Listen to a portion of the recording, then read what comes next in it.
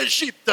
Na ni hapo anatuambia kwamba Salomon alisoma uganga wa Misri. Salomon était apprécié plus que tous les sages que tu connaisses et même ceux-là que tu ne connaisses pas. Salomon alikuwa anafurahiwa kuliko wahekima wote hata na wale ambao haujui. Mais sa sagesse ne dépasse pas la sagesse de Jésus. Lakini hekima ya Solomon haivuki hekima ya Yesu. Parce que la Bible nous dit, Kwa sababu Biblia inatuambia Jésus a tout connu, Yesu alijua yote, mais il ne s'est pas compromis. lakini hakujidanganya. Jésus a tout connu, Yesu alipitia mais il ne yote, s'est pas déconnecté de la source qui est le Père. lakini hakutoka ndani ya chemchemi ambayo ni Baba. Eh bien, à tout moment, il dit ceci. Na vizuri, kwa wakati wote Je alisema ne hivi, fais rien si ce n'est que ce que le Père m'a demandé de faire. sifanye kitu kama iko ile ambayo Baba aliniomba nifanye. La sagesse dont il est question, Hekima hapa ambayo que tunazungumzia l'Église a besoin de comprendre, na ambayo kanisa iko na haja c'est ya kuelewa,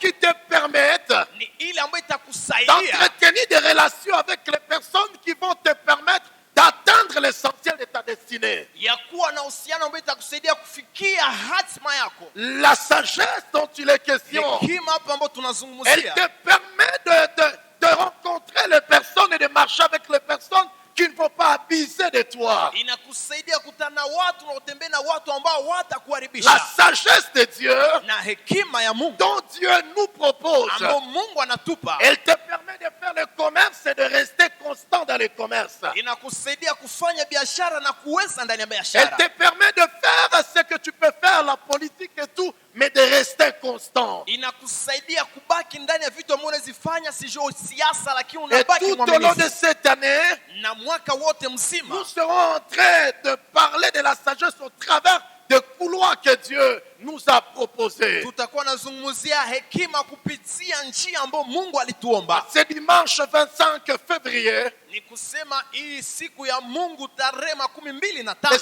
Le Saint-Esprit voulait placer quelque chose avant de commencer quelque chose qui est l'instruction pour nous le mois de mars. Roho Mtakatifu alipenda aweke kitu fulani mbele ya kutia kitu ambacho kitatuongoza ndani ya mwezi wa tatu. Et je voulais vous partager, vous proposer quelques versets. Na nilipenda kuwapatia na kuonesha shahiri fulani. Et je vous donnerai le thème de ce matin. Na kisha nitawapatia somo ya asubuhi ya leo. Luc chapitre 24, Luka sura kile ya 24. le verset 13 à 35. Makumi tatu mpaka 35. Luc 24, Luka sura kile 24. le verset 13 à 35. 13 mpaka 35. Et de Corinthiens chapitre 3e, Na Wakorintho wa pili sura kile ya 3. le verset 18. Mstari wa 18. Le verset 16 à 18. Mstari wa 16 mpaka 18. Mais nous lirons aussi également Éphésiens chapitre 3e, Na tutasoma vile vile wa Efeso sura kile ya 3. le verset 9 à 10. Kuanza 9 yake mpaka 10. Si les amis de la nouvelle technologie chrétienne sont prêts, Kama watu wa wasiliano wako tayari, il peut nous aider avec ces textes en le projetant. watatusaidia pamoja na hii mashairi Et wakizitia vous kwenye qui avez de runinga. Bible, les calepins, vous pouvez écrire. Na nyinyi ambao mnakuwa na mahali ambapo kuandika na kalamu mnaweza andika. Luc 24, Luka sura kile 24. nous allons lire au verset 13e. Tutasoma sura kile ya 13. La Bible nous dit, Biblia inatuambia, pendant qu'il... et voici, na angalia, ce même jour, siku ile ile des disciples allaient à un village nommé Emmaüs, wanafunzi wakaenda kwa kijiji ambacho kinaitwa Emmaus, éloigné de Jérusalem de 60 stades. ambacho kilikuwa mbali na Yerusalema. La Bible, le verset 14, Sura kile ya 14. la Bible dit ceci, Biblia inasema hivi, et ils s'entretenaient de tout ce qui s'était passé. na walikuwa wanaangalia ile mambo yote ambayo ilipita, Et pendant qu'ils parlaient na wakati ambapo walikuwa nasema et discutaient, na wakizungumza, Jésus s'approcha Yesu akakutana nao et fit route avec eux. na akatembea pamoja nao, Mais leurs yeux étaient empêchés de le reconnaître. lakini macho yao ilizuiliwa ili wamtambue, Leurs yeux étaient empêchés de le reconnaître. lakini macho yao yalifungwa wasipate kumtambua. Si vous avez un souligneur, un stylo, tu peux souligner. Kama una kalamu unazitia kistari chini ya ile neno. Le verset 17, la Bible nous dit, 17 Biblia inatuambia, il leur dit, akawaambia, tenez qu'ils les parlent, mais leurs yeux les a empêchés de le reconnaître. hata kama anawaambia lakini macho yao iliwazuia wasimtambue. Tenez que la suite continue, mais il y a un problème dans leur vie. Hata kama mambo inaendelea lakini kuna shida ndani ya maisha yao. Il leur dit, Akawaambia, de quoi vous entretenez-vous en marchant? neno gani munaongelea mkitembea? Pour que vous soyez tout tristes. Ili muwe na kasirani hivi. L'un d'eux, Mmoja wao nommé Cléopâtre, ambao anaitwa Kleopatra lui répondit, akamjibu, sachez que leurs yeux n'ont pas reconnu la personne, mais leurs yeux voient la personne qui s'entretient avec eux. tujue ya kwamba macho yao kutambua ya kwamba ni Yesu, lakini walikuwa wanaangalia mtu tu anaongea nao. L'un d'eux, nommé Cléopâtre, Mmoja wao ambao anaitwa lui Kleopatra répondit, akajibu, es-tu le seul je, wewe ni mmoja qui séjournant à Jérusalem, ambao unaketi Yerusalemu ne sachant pas ce qui est arrivé ce jour-ci? na haujui ile ambayo ilifika siku hii? Quoi? Leur dit-il. Akawaambia Et ils lui répondirent, na akajibu, ce qui est arrivé au sujet de Jésus de Nazareth, ile ambayo ilifika kwa Yesu wa Nazareti, qui était un prophète puissant en œuvre yeye ambaye alikuwa nabii mkuu kwa matendo et en parole devant Dieu na kwa neno mbele ya Mungu et devant tout le peuple. na mbele ya taifa lote. Et 20. 20 Et comment les principaux sacrificateurs na kwa namna wakuhani wakuu et nos magistrats na wale waongozi l'ont livré pour le faire condamner à mort walimubeba ili wamuue et l'ont crucifié. na wakamsulubisha. Nous espérions Tuna tumaini que ce serait lui ya kwamba ingekuwa yeye qui délivrera Israël. ambaye angeokoa Israeli, Mais avec tout cela, lakini pamoja na ile yote, voici le troisième jour angalia siku ya tatu que ces choses se sont passées. ambapo ile mambo imepita. Il est vrai que Ni kweli quelques femmes d'entre nous wanawake wamoja katikati yetu ont fort étonné, walishangaza vigumu, nous ont fort étonnés, walituchangaza zaidi. s'étant rendus de grand matin au sépulcre Wakaenda asubuhi kwa makaburi et n'ayant pas trouvé son corps, na wakakutana mwili wake, elles sont venues dire wakakuja kusema que des anges leur sont apparus ya kwamba malaika waliwatokea et ont annoncé qu'il est vivant. na wakiwaambia ya kwamba anaishi. 24. 24 Quelques-uns de ceux qui étaient avec nous wamoja wapo na wale ambao walikuwa pamoja nasi sont allés au sépulcre. wakaenda pia makaburini. Sachez qu'il s'agit de Jean et de Pierre. Tujue ya kwamba ilikuwa Yohane na Petro, Et ils ont trouvé les choses comme les femmes l'avaient dit. na wakakutana mambo gizi wanawake walisema, Mais lakini lui, ils ne l'ont pas vu.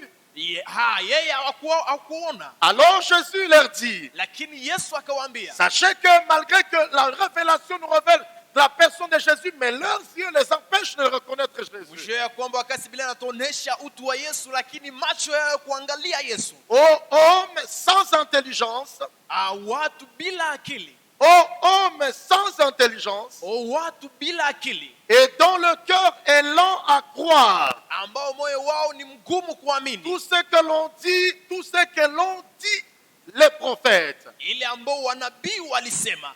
26.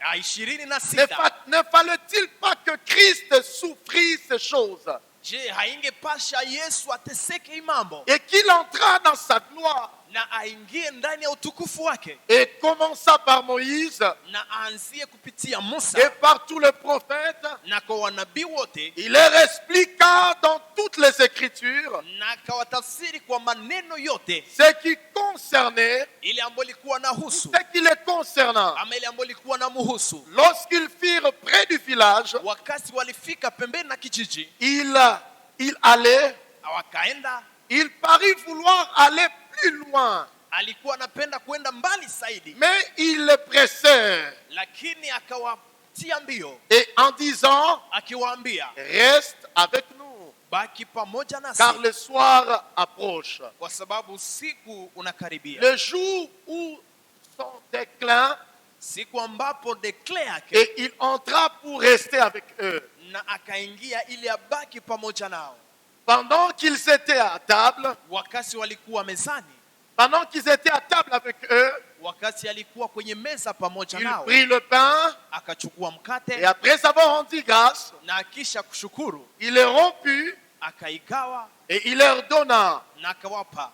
La Bible nous dit le verset 31, Biblia inatuambia sura kila 20 alors na leurs moja, yeux s'ouvrirent na sasa macho yao ikafunguka et ils reconnurent, na wakatambua, mais il disparut devant eux. lakini akapotea hapo hapo mbele yao. Et ils se dirent l'un à l'autre, Na wakasema mmoja kwa mwingine, notre cœur ne brûlait-il pas au-dedans de nous moyo wetu haikuwaka ndani mwetu lorsqu'il parlait en chemin wakati alikuwa anazungumza nasi et njiani nous expliquait les Écritures, na alikuwa anatutafsiria maandiko? s'élevant à l'heure même, Na akainuka kwa ile wakati, ils se sont levés maintenant à l'heure même, wakainuka kwa ile wakati ils retournèrent en Jérusalem na wakarudi Yerusalema et ils trouvèrent les 11 na wakakutanana na wale 11 et ceux qui étaient avec eux ensemble na wale ambao walikuwa pamoja nao ndani ya umati, et disant, na wakisema, le Seigneur est réellement ressuscité. Bwana amefufuka kweli kweli. Il est apparu à Simon Amemtokelea Simoni et ils racontèrent ce qui leur était arrivé en chemin na akawaambia ile yote ambayo ilimfikia njiani, et comment il avait reconnu au moment où il rompait le pain. na namna gani walitambua wakati aligawa mkate. Est-ce que tu peux acclamer la parole de Je, Dieu? unaweza shangilia neno lake? Alléluia. Amen. 2 Corinthiens chapitre 3, le verset 16 à 18. Wakorintho wa pili sura ya 3:16 mpaka 18. Nous lisons encore aussi ce texte pour honorer le Seigneur. Tunasoma tena shairi ili tumheshimishe Bwana. La Bible nous dit Biblia inatuambia dans 2 Corinthiens ndani ya Wakorintho wa pili 3, le verset 16 à 18. 16 mpaka Mais 18. lorsque le cœur se convertit au Seigneur, Na wakati moyo inageuka kwa Bwana, le voile est ôté. pazia inatoshwa. Or, Ijapokuwa le Seigneur c'est l'Esprit. Bwana ni roho, Et là où est l'Esprit du Seigneur, na mahali ambapo kuna roho wa Bwana, là est la liberté. na hapo kuna kuwa amani. Nous tous qui, Sisi sote ambao le visage découvert, ambao tunakuwa na nyuso ambazo contemplons zimeangaziwa comme dans un miroir kwa kibao kama vile ndani ya kioo la gloire du Seigneur, utukufu wa nous Bwana, sommes transformés tumebadilishwa à la même image, kwa ile sura de gloire en gloire, ya utukufu kwa utukufu, comme par le Seigneur, kama vile kupitia Bwana l'Esprit. ambaye ni roho. Les thèmes que j'aimerais aborder avec vous, Mada ambayo nilipenda niseme pamoja nanyi, que le Saint-Esprit a placé dans mon cœur pour nous tous. ile somo ambayo Mungu aliweka ndani ya moyo wangu kwa ajili ya Le sisi sote. Saint-Esprit m'a aidé à les formuler dans ce sens. Roho Mtakatifu anisaidia kuisema ndani ya mfano. Les deux accusations, Mashitaka mawili, mashitaka mawili contre l'Église. kwa kanisa. Les deux accusations Mashitaka mawili contre l'Église.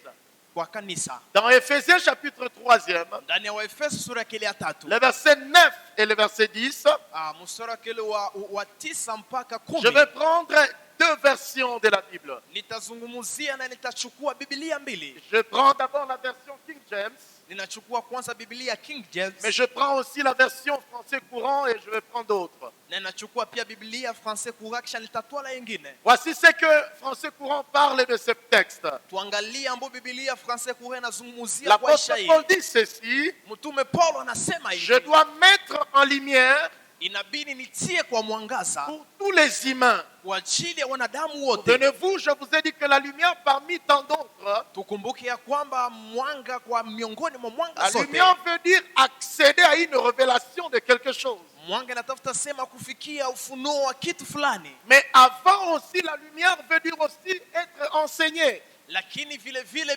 mwanga inatafuta sema kufunzwa Dans les domaines des choses de Dieu. ndani ya ngambo ya mambo ya Mungu. Alors l'apôtre Paul dit, Na sasa mtume Paulo je dois anasema mettre en lumière pour tous les humains inabidi nitie ndani ya mwanga na nuru kwa ajili ya la wanadamu façon wote, dont Dieu ule namna ambao Mungu réalise son plan secret. anatimiza mpango wake wa siri. L'apôtre Paul dit, je dois mettre en lumière pour tous les humains Mtume Paulo anasema inabidi niweke kwa nuru kwa ajili ya la wanadamu façon wote, dont Dieu réalise son plan secret. namna ambayo Mungu anatimiza mpango yake ya Lui siri, qui est le créateur yeye ambaye ni muumba de toutes choses. wa mambo yote. Et il dit, il a tenu caché ce plan Na anasema alivicha mipango yake depuis toujours. tangu kale. Mais le verset 10 dit ceci, Lakini mstari ule wa 10 unasema hivi, afin que maintenant, ili sasa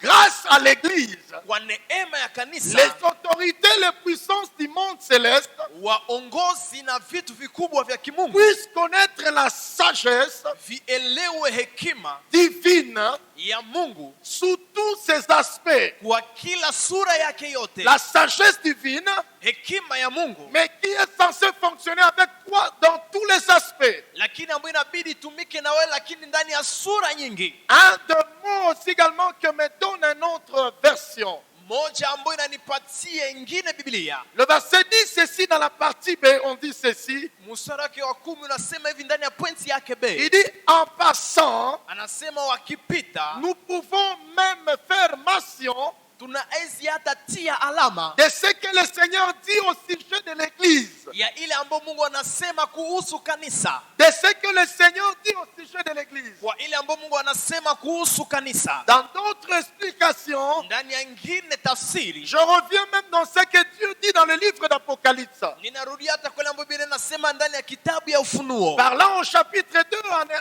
en mentionnant les 7 églises. Tukiangalia kwa sura kile ya pili, wakati wanaangalia ile kanisa Le Seigneur 17, reproche 6 églises, dont seulement une seule église, l'église de Philadelphie, dont la Bible nous dit elle était sans tache. Mungu anaonesha kanisa 6, lakini anasema kanisa moja ambayo ilikuwa bila kosa. Cette église, mais dont 7e, on nous dit que non, c'est une église sans tache, l'église de Philadelphie. Kanisa moja ya 7 ambayo anatuambia ni kanisa ambayo ina makosa, ambayo ni kanisa Philadelphia. Mais je prends une église, Na ninaamini kwa kanisa moja, l'église d'Éphèse. kanisa ya Efeso. La Bible nous dit, reviens à ton premier amour. Biblia inasema arudie kwa upendo wake wa kwanza. Et la Bible ajoute encore, Na Biblia inaongeza tena, eh bien, si tu revenais à ton premier amour, na vizuri ukirudi kwa upendo wake wa alors kwanza. Dieu redonnera un sens à toi, église. Na sasa Mungu atakupatia namna wewe kanisa. Sachez, église, Ujue kanisa, c'est que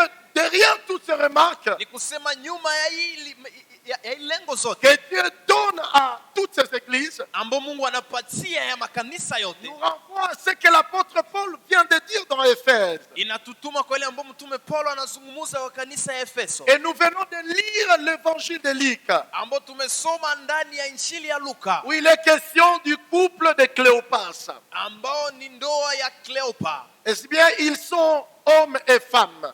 ambao kulikuwa mwanamke na mwanaume. Parce que parlant de Cléopas, quand on essaie un peu de lire dans le langage du Seigneur, et on réalise que c'était la femme et l'homme qui étaient déjà des disciples de Jésus. Na wakati tunasoma ndani ya msemo wa Mungu tunatambua ya kwamba ilikuwa mwanaume na mwanamke ambao walikuwa Parce wanafunzi wa qu'il Yesu, s'agit de l'église. kwa sababu inahusu kanisa. Parce qu'il y a la dimension de l'église de personnes, mais dimension de l'église comme église locale. Kuna kiwango ya kanisa ya watu na kuna kiwango ya kanisa kama vile kanisa ya Quand nous mahali. disons les deux accusations Wakati tunaangalia mastaka mawili contre l'église, kwa kanisa, parce que ceci nous est donné dans dans le même chapitre là que nous venons de lire. Kwa sababu hiyo ametupatia ndani ya somo moja ambayo tumesoma. Retrouvez avec moi ces deux accusations. Tupate pamoja nami hii mastaka mawili. Dans Luc 24, Ndani ya Luka 24, la Bible nous dit, Biblia inatuambia, parlant des disciples de Maïs, akizungumza na wanafunzi wa au Emmaus, verset 18, on nous dit, l'un d'eux nommé Cléopas. mstari wa 35 inasema mmoja ambao anaitwa Mais Kleopa. au verset 13, on dit, Mstari wa 13, voici, angalia ce même jour, ile siku des disciples allaient à Emmaüs. wanafunzi wawili walikuwa naenda Emmaus. Or, qui dit disciple fait allusion à l'église aussi. Ijapo kule ambao anazungumzia wanafunzi anaona pia kanisa. Alors, on continue avec Na la sasa lecture. tunaendelea pamoja na usomi. La Bible nous dit ceci. Biblia inasema hivi, Quand nous sommes au verset 22, wakati kwa sura kile ya 12, il est vrai que inawezekana quelques femmes entre nous ont fort et étonné.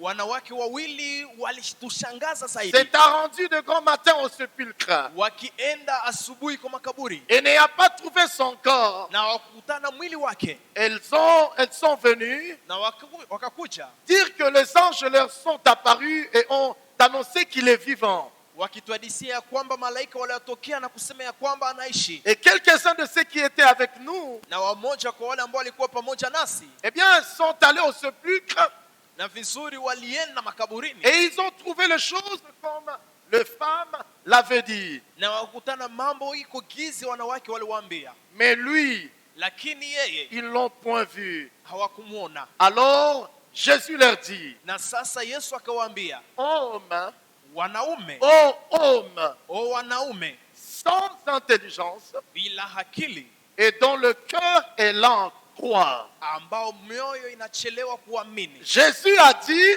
Yesu alisema, je bâtirai mon église. nitajenga kanisa langu. Mais maintenant, Jésus il vient, Na sasa Yesu il anakuja, trouve cette église anakutana ile et kanisa il acquise derrière deux verbes, ambao anaistaka nyuma ya tendo mbili, deux adjectifs très importants. tendo mbili ambao ni za muhimu. Premièrement, il acquise au défaut de l'intelligence.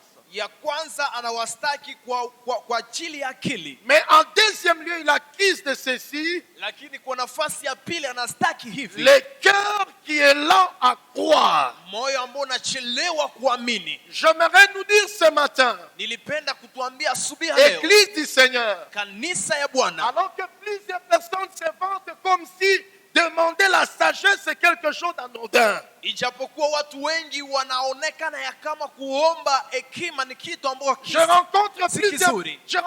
plusieurs personnes, ils se font passer comme si que faire la demande de la sagesse à Dieu, c'est une prière trop basse.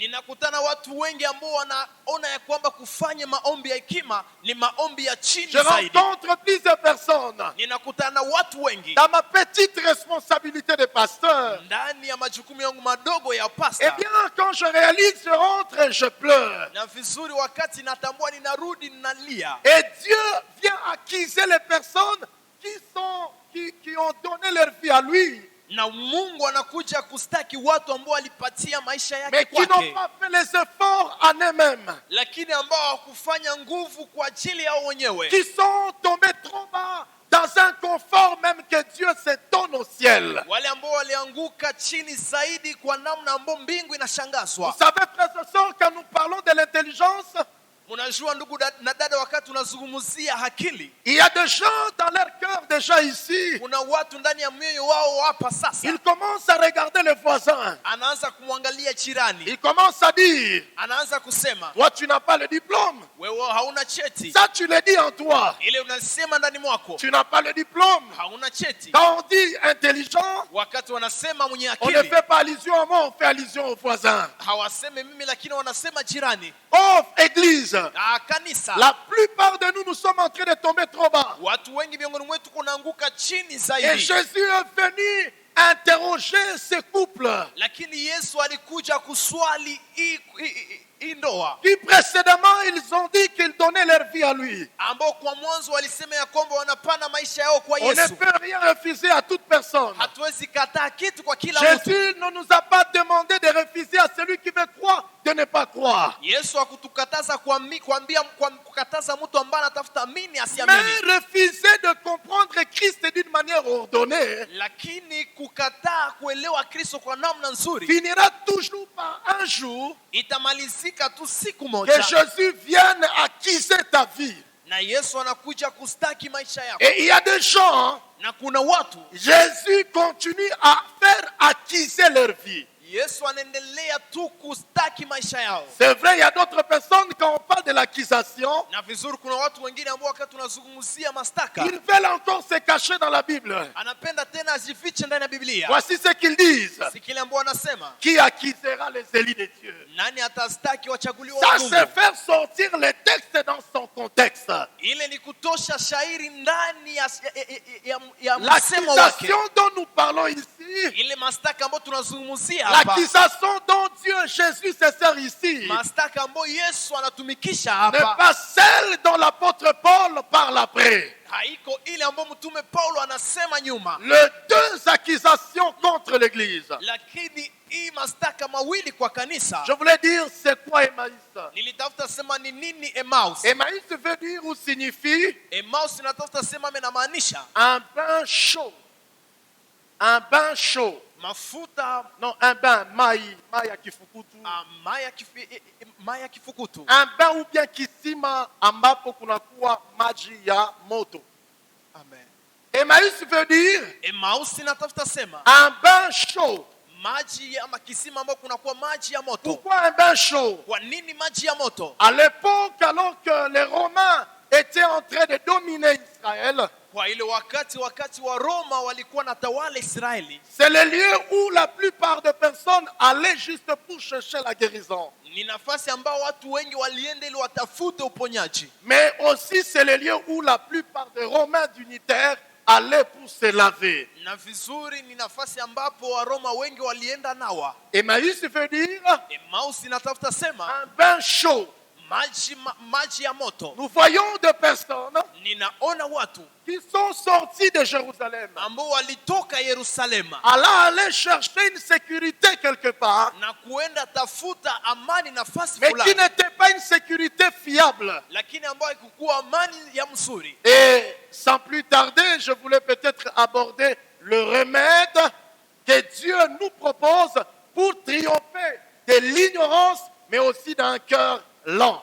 Na bila kuchelewa nitaonesha dawa ambayo itatusaidia kuweza ndani ya kutokuelewa na ndani ya kutokukosa na Le kukosa akili. remède que je propose à l'Église, Na dawa ambayo napatia kanisa, le remède que la Bible nous propose, dawa ambayo Biblia inatupatia, comme je suis en train de le dire ici, hizi niko nasema hapa, Salomon il a accédé à la sagesse alifikia hekima et qui lui a conduit aux aspects qui lui a rendu d'une manière incontournable. hekima ambayo ilimfikisha kwa kiwango ambao mtu hangemsogelea. Et comme la Bible nous a dit, Na kizi Biblia inatuambia connaître une sagesse divine kutambua ama kujua hekima ya sous kimungu tous ses aspects. kwa kila sura yake. Alors nous proposons à l'Église Na sasa tunaomba kwa kanisa les remèdes dawa à l'ignorance.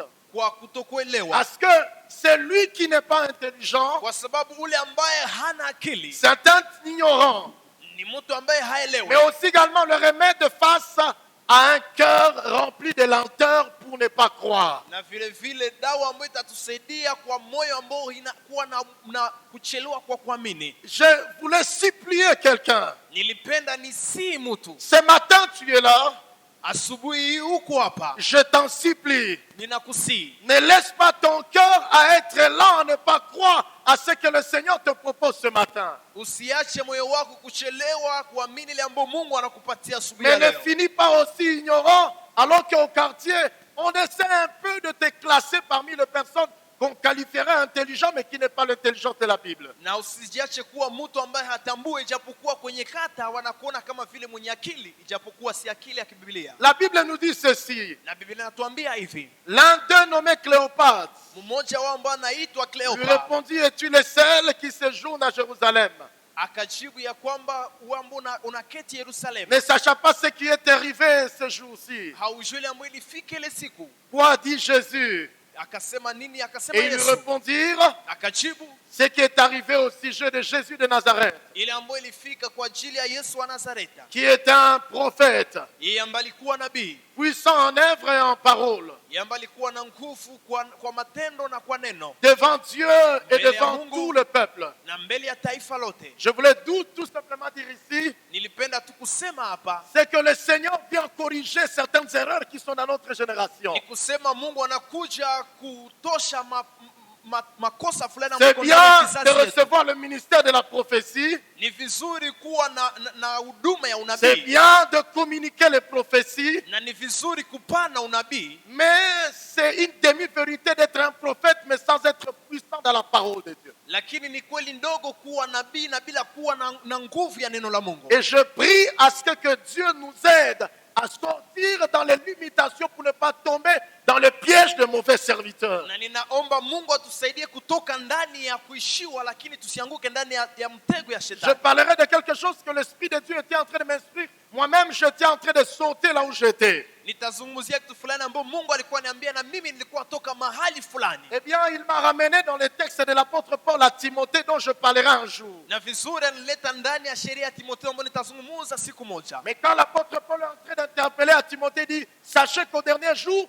c'est que les choses seront en train de se passer. Na wakati mtume Paulo kunaambia Timotheo, anasema jua ya kwamba kwa siku ya mwisho mambo ambayo itapita. Jésus est un prophète Yesu ni nabii, et le prophète qu'il veut laisser sur la terre. na nabii ambaye anapenda aache kwa Le duniani. prophète qu'on dira le prophète authentique. Nabii ambaye atasema ni nabii wa ukweli. Au-delà d'avoir révélé les choses qui concernent nos vies. Zaidi ya kufunua mambo ambayo inahusu maisha yetu. C'est que l'épouse de la prophétie, Ni kusema bibi harusi wa unabii c'est aussi la parole. vile vile ni neno la Et quand on Bwana. parle de la parole, on va se poser la question, il s'agit de quelle parole? Lakini tutajiswali inahusu neno gani? Devant Dieu, devant tout le peuple. Mbele ya Mungu na mbele ya Et taifa comment les lote. principaux sacrificateurs et nos magistrats l'ont livré pour le faire condamner à mort. Na wale wakuhani wakubwa na waongozi wakamubeba ili wamtoe Et l'ont crucifié. na La wakamsulubisha. Bible nous dit, nous espérions que ce serait lui qui délivrerait Israël. Na Biblia inasema tulikuwa na imani ya kwamba ilikuwa yeye ambaye angeokoa Et Israeli. avec tout cela, Lakini kupitia ile yote, voici le troisième jour angalia siku ya que tatu ces choses se sont passées. ambapo mambo imepitika. Il est vrai que les femmes sont venues. Inawezekana wanawake walikuja Ils se sont rendus au sépulcre. wakifika makaburini, Mais ils n'ont rien vu. lakini hawakuona kitu. Mais j'aime maintenant là où nous voulons commencer. Lakini napenda mahali ambapo tunatafuta Le kuanza. verset 25, Jésus dit ceci. 25 Yesu anasema hivi, Alors Jésus leur dit, na sasa Yesu akawaambia, ô hommes sans intelligence watu bila akili et dont le cœur est lent en croire, na ambao mioyo yao inachelewa kuamini tout ce que l'ont dit les prophètes. ile yote ambao wanabii walisema. Il y a un point d'exclamation. Kuna pointi moja, Et la Bible nous dit le verset 26. na Biblia inasema sura kile Ne fallait-il 26, pas que Christ souffrit ces choses je, haingepasha ya kwamba Yesu ateseke mambo et qu'il entra dans sa gloire? na aingie ndani ya utukufu wake? Et voici maintenant tout ce que l'ont écrit les prophètes. Na sasa angalia ile mambo yote ambayo wanabii waliandika. Voici ce que Jésus a dit. Angalia ile ambayo Yesu alisema, Et commença par Moïse. na akianzia kwa Musa. Le premier remède que vous devez savoir Dawa ya kwanza ambayo inabidi tujue face à un cœur à deux accusations. mbele ya hizi mastaka mawili, L'église de ma génération et l'église de 2024. kanisa ya kizazi yangu na kanisa 2000, L'église de 2024 kanisa 2024 aime les prophéties mais ne veulent pas aimer la sagesse qui rendra l'église forte. inapenda unabii lakini haipendi neno la Mungu inawezifanya kanisa kuwa L'église nguvu. de notre génération aime qu'on les fasse frissonner mais sans pour autant les rendre solides. Kanisa ya kizazi yangu inapenda tu watabirie lakini bila kuwafanya kuwa ngumu. Mais Jésus dit, Lakini Yesu anasema face à ces deux accusations, mbele ya hii mastaka si vous mawili, ne voulez pas le relever, kama hampendi vous kuivuka, allez avoir mon nom, mutakuwa na et jina vous langu, allez fuir les problèmes. lakini mutakuwa na shida. Vous allez vous déclarer que vous êtes sauvé à moi, Mutasema ya kwamba umeokolewa ndani mais vous mwangu, n'aurez pas la capacité à affronter les problèmes. lakini hamutakuwa na uwezo ya kupigana na Aujourd'hui, on changamoto. trouve les chrétiens plaintifs. Leo tunakutana na Wakristo ambao wanabembelezwa. Aujourd'hui, l'église est remplie de plaintes. Leo tunakuwa na kanisa ambao inajaa na Wakristo Les ambao chrétiens wanabembelezwa. plaintifs.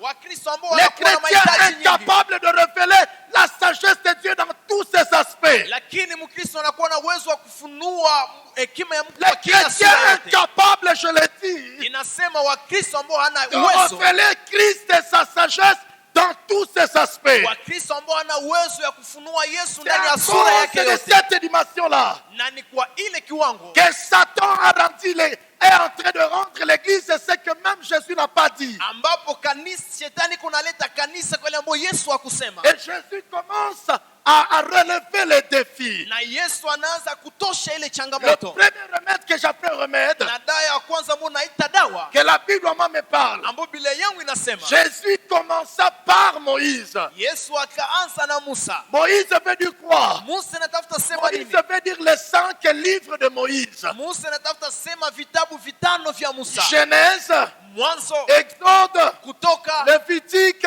Walawi, Nombre Hesabu et Deutéronome. na Makumbukumbu. Les 5 livres de Moïse. Ile vitabu vitano Frères vya et sœurs dans Musa. le Seigneur, Ndugu na dada ndani ya être Bwana, chrétien mais sans lire la Bible, vous êtes rien. kuwa Mkristo na bila kusoma Biblia uko Vous bure. n'êtes pas intelligent mais vous êtes ignorant. Hauko mwenye akili lakini uko mwenye kutokujua. Être chrétien mais sans connaître le début du livre de la Bible, vous n'êtes pas intelligent mais vous êtes moins intelligent. Kuwa Mkristo na pasipo kujua historia ya mwanzo wa Biblia, hauna akili lakini Mais uko quand mtu ambaye quand hajui. le Seigneur parle des 5 livres de Moïse, Lakini wakati Bwana anazungumzia vitabu vitano vya dans Musa lesquels elle nous révèle Jésus, ambao ndani mwake anatufunulia vous Yesu, voulez voir Jésus, munapenda kumwona vous Yesu, voulez voir celui qui a triomphé de problèmes, munapenda kuona ule ambao alishinda parce changamoto, qu'il a dit kwa ceci: sababu alisema vous hivi, ferez ce que moi je fais. mutafanya ile ambayo mimi En nilifanya. d'autres termes, Kwa msemo le mwingine, Seigneur est en train de dire, Bwana iko nasema, parce que je vous confère la kwa sagesse, sababu ninawapa hekima, et de même que moi, na kwa zaidi mimi devant n'importe quelle situation, mbele ya kila hali yote je me suis ressourcié nimejipatia et je fais ressortir une intelligence. na nimetosha hekima. C'est pourquoi la Bible moi déclare Ndio maana Biblia yangu inasema, à tous ceux qui écoutaient Jésus, kwa wale wote ambao walikuwa wanamsikiliza voici Yesu, ce qu'il disait: sikile ambao walikuwa wanasema, il ne prêche pas comme d'autres docteurs, haubiri kama vile waganga il wengine, ne prêche pas comme d'autres personnes. haubiri kama vile walimu wengine. Frères et sœurs, Ndugu na dada, la vie de plusieurs personnes, maisha ya watu wengi Satan est en train de les tenir trop bas. shetani iko naiweka chini Parce zaidi, qu'ils ont décidé de rester ignorants, wameamua kubaki pasipo mais kujua, aussi avoir le cœur lent à croire. lakini wanaamua kuwa na moyo ambao inachelewa kuamini. Mais pourtant, Ijapokuwa la Bible nous dit, Biblia inatuambia dans le désert, ndani ya jangwa Jésus était avec les disciples. Yesu alikuwa pamoja na wanafunzi. Jésus était la pierre du rocher. Yesu alikuwa jiwe Jésus était cette pierre Yesu alikuwa ile jiwe sur laquelle Moïse est allé frapper ya mwamba ambao Musa alienda alors que kupiga le fimbo. peuple demandait de l'eau. Ijapokuwa taifa ilikuwa naomba Et maji, Dieu a dit à Moïse, na Mungu akamwambia frappe Musa, sur le rocher piga juu ya mwamba et le peuple boira de l'eau. na taifa itakunya Oh, maji. Jésus, quand il vient, Wakati Yesu il dit, anakuja, je suis l'eau de la vie. anasema yeye ni maji ya C'est uzima. lui qui boira de mon eau Ule ambaye atakuja maji yangu n'aura pas soif du monde. hatakuwa na kiu. Je suis en train de dire à l'église, Niko naambia il kanisa, est temps que nous comprenions. ni wakati ambapo inabidi Il est tuelewe, temps que chacun de nous sorte dans la bassesse. ni wakati ambao kila mmoja wetu inabidi atoke ndani L'église ya n'a pas uchanga. été faite pour rester dans la bassesse. Kanisa haikutengenezwa ili ibaki ndani ya uchanga. Jésus n'est pas mort et ressuscité pour que nous soyons ainsi. Yesu hakukufa na kufuka ili tuwe ndani ya uchanga. Et à cause de cela, frères Na et kwa sœurs, sababu ile, ndugu na dada, la plupart des personnes ne me comprennent pas. watu wengi hawanielewe. La plupart des personnes ne me comprennent pas. Watu wengi hawanielewe. Mais tout ce que je dis et je fais pour la Lakini gloire de ile ambayo Dieu, nasema nafanya kwa utukufu c'est wa là qui ont Mungu. le cœur pour comprendre. Wale ambao wanakuwa na moyo wa Je vous kuelewa. dis, frères et sœurs, Ninawaambia ndugu na la dada, Bible nous dit, Jésus Biblia dit, inatuambia Yesu et à anasema, commencer par Moïse, na kuanza kwa Musa, la vie, elle est remplie de peur. maisha na jana La woga, vie, elle est remplie de choses qui t'intimident. maisha na jana vitu ambavyo La vie, vinakupatia elle est woga. remplie de situations qui t'intimident. Maisha na jana hali ambazo La vie, elle est zinakupatia remplie woga. de problèmes que même les diplômes ne peuvent pas solutionner. Maisha na jana changamoto hata cheti haiwezi pana suluhisho. J'ai vu, moi-même, niliishi mimi mais mwenyewe, aussi d'autres j'ai écouté par information. na vile vile wengine nilisikia kwa mahabari. Je vais prendre seulement en termes d'exemple. Nitachukua tu kwa namna ya mfano. En 2008, Kwa mwaka 2008, quand la crise économique a été déclenchée sur l'humanité, wakati ukiwa wa uchumi ilionekana kwa ulimwengu, ce qui m'a fait pleurer, ile ambayo ilililisha zaidi, en écoutant le média et les informations, nikisikiliza wapasha habari na habari nyingi, et qu'il y a des millionnaires qui se sont suicidés. ya kwamba kuna wamilioneri ambao walijiua, Parce qu'à ce moment-là, quand la crise a été déclenchée, kwa sababu kwa ile wakati ambapo walionesha ukiwa, parce que leur chiffre d'affaires seulement a régressé de quelques euros, 0,1 dollar. na akajiua kwa sababu tu pesa yake ilipunguka kitu kidogo, Et on a compté dans les nations, les grandes nations, na wakahesabu ndani ya mataifa na taifa les kubwa personnes qui se sont suicidées. watu ambao walijiua. Frères et sœurs, Ndugu na dada, il a l'argent, anakuwa na pesa, mais je prends seulement un exemple. lakini anachukua tu mfano, Il a un chiffre d'affaires de 100 millions de dollars, anakuwa na pesa nyingi, 100 milioni ya mais dola, il a constaté qu'il a perdu seulement 100 000. lakini anatambua kwamba Non, amepoteza il a tu perdu, 100,000, pardon, 1000. amepoteza tu 1,000, Ou bien il a perdu seulement 100 dollars et quelque chose. ama amepoteza tu $100 na kitu fulani, Face à ce qui reste lakini mbele ile ambayo inabaki et face à ce qu'il vient de perdre, na mbele ile ambayo amepoteza, quel est le chiffre le plus élevé par rapport à l'autre? pesa gani ambayo inakuwa nyingi kushinda zingine? Mais Lakini ils se sont suicidés. wakajiua. Et Jésus commence Na Yesu anaanza et il dit, na anasema, ça ne sert à rien de transporter mon nom et pourtant vous avez peur de tout et de tout.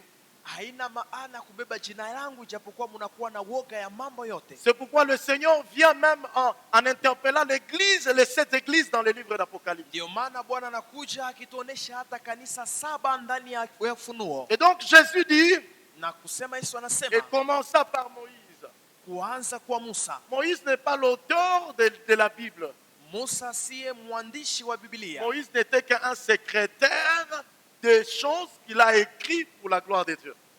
Musa si mwanzilishi wa Biblia, lakini alikuwa tu mwandishi C'est ambaye pourquoi aliandika kwa l'apôtre utukufu. Paul va dire à Timothée, Ndio maana mtume Paulo atazungumza na Timotheo, toute écriture est inspirée de Dieu. kila neno imefunuliwa na Mungu. Moïse n'est que tout simplement un secrétaire. Musa alikuwa tu mwandishi, Mais l'auteur de cette écriture, ce n'est pas Moïse, c'est Dieu. lakini mwanzishi wa hii neno si Musa, ni Mungu. Combien de jeunes filles sont en train d'avoir peur parce que le mariage n'arrive pas? Wasichana wangapi wanakuwa na woga kwa sababu ndoa haifike? Combien de personnes, ils se nomment chrétiens, mais ils veulent abandonner le Seigneur parce que le travail n'arrive pas? Wangapi wanajiita Wakristo lakini wanapenda watoke ndani ya lengo kwa sababu kazi haikuje? Combien de personnes ont fini par donner à l'église les noms, mais même que Jésus lui-même n'a pas donné? Wangapi wamemalizika kupatia kanisa jina ambalo Yesu mwenyewe akupatia Frères et kanisa? sœurs, Ndugu na dada, je le dis toujours ici, ninazoa kusema ce n'est hapa, pas parce qu'on a abusé de toi hier si kusema ya kwamba walikuharibisha et que jana, tout le monde est frappé par l'esprit d'abuseur qui est Satan. ya kwamba kila mtu anakuwa na ile roho chafu ya kuharibu ambayo Mais ni l'un shetani. des plus grands problèmes que nous avons, Lakini shida kubwa ambayo c'est tunakuwa parce que nayo nous avons un cœur lent à croire. ni kwa sababu tunakuwa na moyo ambao unachelewa Mais un kuamini, cœur dont la Bible parle, un cœur sans intelligence. moyo ambao Biblia inasema moyo ambao inakuwa bila akili. Frères et sœurs, Ndugu na dada, l'année vient de commencer mwaka imeanza et je ne sais pas là où tu en es avec la méditation de la Bible. na sijui unafikia wapi na kutafakari Biblia. Ne me dis pas que tu as des promesses, Usiseme ya kwamba una ahadi nyingi, mais toute promesse c'est sans instruction de Dieu. lakini kila ahadi bila mafunzo ya Sache Mungu. une seule chose, Jua kitu tu n'es kimoja, pas plus fort plus que Adam et Ève. hauko nguvu kushinda Adamu na Hawa, Mais une seule chose que Dieu nous fait grâce, lakini kitu kimoja ambao Mungu c'est de anakupatia prêcher neema l'évangile de la grâce de Dieu ni kuhubiri injili ya qui neema ya te Mungu permettra maintenant d'être fort à ton époque. ambayo itakusaidia kuwa nguvu kwa wakati wako. Adam et Ève ont fini par manger. Adamu na Hawa walimalizia Aujourd'hui, kukula. les gens sont dans les foyers qui ne devaient pas les lèvres parce qu'ils ont mangé. Watu wengi wanakuwa ndani ya ndoa ambao si zao kwa sababu tu walikula. Un garçon a invité une fille quelque part Mwanaume alialika msichana nafasi et moja, tellement qu'il sait que beaucoup de gens tombent trop bas par le manger, na kwa sababu anajua watu wengi wanaanguka chini kwa sababu tu ya chakula, et il entre dans sa maison, na anaingia ndani ya nyumba yake. il a disposé dans son cœur de te piéger derrière la nourriture. Yeye ameweka ndani ya moyo wake kukupiga kwa kupitia Et puis chakula, tu dis que non, oui, si je me marie avec ce garçon, vraiment on commencera à manger. na wewe unasema nikioa au mwanaume ndaanza kula tu, Et puis après vous mangez, et puis après vous décidez d'aller avec. kisha baada unakula na unaamua tena kwenda naye, Et pourtant vous allez avec celui qui va te faire couper le goût de la vie. ijapokuwa ule ambao unaenda naye atakukata kiu ya maisha. Combien de personnes sont en train de tomber trop bas derrière le manger? Watu wangapi wako unaanguka chini kwa sababu ya chakula? En commençant par Moïse. Tukianzia kwa Si tu Musa, médites les 5 livres de Moïse, kama ungetafakari vitabu tu tano vas ya Musa, retrouver Jésus qui est là. utatambua Yesu ambaye iko Et ndani ya j'aimerais vile dire à vitabu. quelqu'un, Na nilipenda kumwambia le mtu, vrai amour de ta vie, upendo mzuri wa ce n'est maisha pas le yako travail que tu attends. haiko kazi ambayo Le unachunga, vrai amour de ta vie, lakini upendo ce mzuri n'est wa pas maisha le yako commerce que tu attends. si ahadi ambazo Le vrai unachunga, amour de ta vie, lakini upendo ce mzuri n'est wa pas maisha le yako mariage que tu attends. haiko ndoa ambayo Le unachunga, vrai amour de ta vie, lakini upendo wa c'est de maisha yako découvrir d'abord la personne de ni Jésus. kupata kwanza Si Yesu. tu n'as pas encore découvert la personne Kama de Jésus, haujatambua Yesu, tu es en train de passer à côté. unapita pembeni ya Si tu lengo. n'as pas encore découvert Kama Jésus, haujatambua et Yesu, qui est Jésus? na ni nani Il Yesu, est l'amour principal. yeye ambaye ni upendo wa Tout msingi. amour, Kila upendo c'est celle dont la Bible nous ni dit. ile ambayo Biblia inatuambia, Car Dieu a tant kwa aimé. sababu Mungu alipenda. L'amour ne cherche pas d'abord sa bénédiction, Upendo hautafute kwanza mais baraka, l'amour cherche d'abord la bénédiction de lakini l'autre. upendo unatafuta Et kwanza c'est baraka ya cela que mwingine, Jésus a na fait. ni ile ambayo Yesu Et alifanya, tout ceci est bien caché. na hii mambo yote imefichwa vizuri. Et c'est là ce que je vous ai dit ici. Na ni pale ambapo niliwaambia hapa C'est que la grâce qu'a l'Église, ya kwamba neema ya kanisa c'est de permettre les autorités et les puissants de ce monde inaruhusu waongozi wa dunia puissent connaître la sagesse de Dieu sur tous ses aspects. watambue hekima ya Mungu kwa sura yake yote. Pourquoi tu es devenu un garçon qui aime le Seigneur? Kwa nini umekuwa kijana ambaye anapenda Parce que Bwana? tu as accédé à la sagesse que le monde n'a pas. Kwa sababu umefikia kwa hekima ambayo dunia Comment haina. tu accèdes à cette sagesse? Namna gani unafikia ile hekima? Parce que toi, tu tiens Dieu à sa bouche. Kwa sababu unakamata Mungu kwa kinywa yake. Deuxième remède, Dawa ya pili, Dieu nous révèle Mungu anatufunulia son autorité. utawala wake, Et quand le Seigneur, il dit na wakati Bwana anasema dans ce texte, ndani ya ishahiri, il dit par tout le prophète. anasema kwa wanabii wote. Vous voulez comprendre comment est-ce que certaines personnes ont manifesté l'autorité du Seigneur? Munapenda muone watu walionyesha ukuu wa Mungu. J'attends toujours les gens qui disent, Ninasikia watu wanasema, ou j'ai rencontré certaines personnes qui viennent me voir, ama ninasikia watu ambao walikuja kuniangalia, pasteur, prie pour moi, j'aimerais récupérer un peu de l'onction qui est en moi. Pastor, uniombee, nilipenda nichukue mafuta kidogo ambayo iko ndani mwako. Je l'ai dit, Na ninawaambia, ça c'est une mentalité de personnes remplies de l'égoïsme mais qui n'est pas l'évangile. hii ni akili ya watu ambao wanajaa umimi lakini ambao si injili. Il faut d'abord que tu viennes et te dire, j'aimerais apprendre ce à quoi tu es passé. Inabidi kwanza ukuje useme ninapenda nijifunze ile ambayo lipitia, Afin que tu comprennes ce qui peut être relâché dans la vie de quelqu'un. ili uelewe kwa mwisho ni nini ambayo inaweza achiliwa ndani ya maisha ya mtu. Frères et sœurs, nous pouvons nous tous porter le nom de Jésus, mais nous tous, nous ne pouvons pas face à la pluie dire, il n'y aura pas la pluie sinon à ma parole. C'est faux. Mpendwa, tunaweza beba sote jina la Yesu, lakini haiko sote, si sote tunaweza sema mvua iache na mvula inaacha. La Bible nous dit, Élie est arrivé et il a dit, il n'y aura pas la pluie sinon à ma parole. Biblia inasema Elia alifika akasema hakutakuwa mvua isipotua tu kwa neno langu. Et la Bible nous dit les choses se passant ainsi. Na Biblia inasema mambo yakipitika vile. Frères et sœurs, Ndugu na dada, je crois ninaamini que nous avons écouté et nous avons mangé ce qui ne fallait pas la peine. ya kwamba tumesikia na tumekula ile ambayo si ya mzuri kwetu. Et la Bible nous dit toujours le verset 27. Na Biblia inatuambia kwa sura kile ya 27, Il leur expliqua akaanza dans kuwatafsiri toutes les Écritures kwa maandiko yote ce qui le concerne. ile ambayo ilikuwa na muhusu. Vous voulez savoir ce qui concerne ta vie? Unapenda ujue ile ambayo inahusu maisha yako. Frères et sœurs, Ndugu na dada, ne va pas dans une chambre de prière. usiende kwa chumba ya maombi, Mais je t'encourage. lakini Mais ninakupatia allez shauri plutôt à un endroit kuenda nafasi là moja où on vient, mahali ambapo on wanakucha met la parole à nu, na wanaweka neno, car cela kwa sababu ili t'aidera à itakusaidia découvrir ce qui concerne même Jésus. ya kutambua ile ambayo Parce inahusu que tu Yesu. as découvert Jésus, Wakati unajua ni nani Yesu, tu arriveras à découvrir, il t'aidera à découvrir c'est quoi la raison de ta vie. atakusaidia kutambua ni nini sheria ya Si maisha tu yako. as rencontré Jésus, Kama ulikutanana na Yesu, sache que tu as rencontré la réussite pour la suite de ta vie. jua ya kwamba umekutana na mafanikio kwa Si maisha tu as yako yote. rencontré la personne de Jésus, Kama umekutanana na Yesu, sache qu'il te dira, jua ya kwamba le atakwambia fiançailles dans lequel tu es, chuchumba ambao uko ndani ce n'est pas l'homme de ta vie.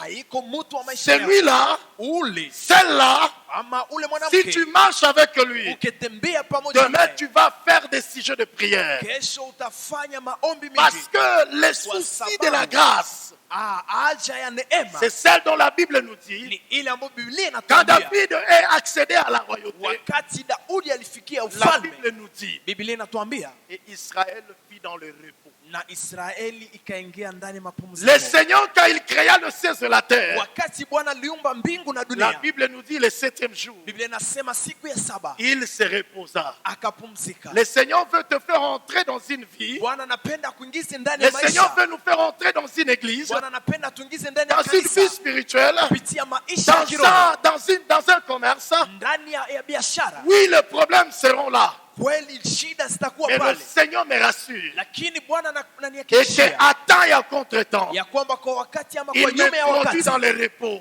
atakuingiza ndani ya C'est pourquoi mapumziko. la Bible déclare Ndio maana Biblia inasema dans le psaume, ndani ya Zaburi, voici ce qu'il dit, angalia ambayo anasema ceux qui ont compris cette vérité, wale ambao walielewa hii kweli, le Seigneur, Bwana il leur donne leur pain, anawapatia mkate même wao lorsqu'ils sont endormis. hata wakati wanalala. Oui, ils travaillent. Vizuri Oui, wanatumika, ils se battent. kweli Ils wanapigana, sont au point comme tout le monde, wanapigana kama vile mais watu le wengine, Seigneur étonne le monde lakini Mungu parce qu'il anashangaza fait des dunia choses kwa extraordinaires sababu anafanya vitu vya kushangaza et leur cœur est calme. na moyo wao inakuwa na matulivu. Troisième chose Kitu ya tatu que j'aimerais dire à quelqu'un, ambayo nilipenda kumwambia mtu, je le trouve ninaipata dans Deutéronome 34. ndani ya Kumbukumbu, Deutéronome 34. Kumbukumbu makumi tatu na Et je nne. crois que je vais m'arrêter ici. Je pourrai continuer lorsque le Saint-Esprit nous donnera la grâce. Ninadhani nitaishia hapa na itaendelea wakati Roho Mtakatifu atatupatia neema. Voici ce qui arrive. Tusikie ambayo inafika. Donnez-nous Deutéronome 34, le verset 1 à 3. Mtupatie Kumbukumbu makumi tatu na nne mstari wa kwanza La mpaka Bible nous dit, tatu. Biblia inasema Moïse monta Musa akapanda des plaines de Moab ndani ya milima ya Moabu, sur le mont Nebo kwa mlima wa Nemo et au sommet de Pisgah na yule ya mlima vis-à-vis de Jéricho. mbele ya Yeriko.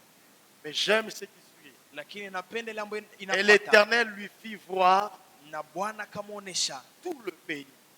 nchi yote, Tout le pays. nchi Et yote. voici ce que la Bible nous dit. Na tuangalie ambayo Biblia inasema, Il lui fit voir Galate akamwonyesha Galati jusqu'à Dan. mpaka Dan, Il lui fit voir tout Nephtali. akamwonyesha Neftalia Il lui yote, fit voir le pays d'Éphraïm. akamwonyesha Efraimu Il lui yote, fit voir le pays de Manassé. akamwonyesha nchi ya Manase Il lui fit yote, voir tout le pays de Juda na akamwonyesha nchi ya Yuda jusqu'à yote la mer occidentale. mpaka bahari ya magharibi. Le verset 3. Na mstari wa tatu, Il lui fit voir le midi. na akamwonyesha kusini, Qui veut dire tout simplement le sud. Il lui fit voir le midi. akamwonyesha kusini, Il lui fit voir les environs du Jourdain. na akamwonyesha nchi ya Yudea, Il lui fit voir la vallée de Jéricho. na akamwonyesha mpaka Yeriko, Il lui fit voir de palmiers jusqu'au Troas.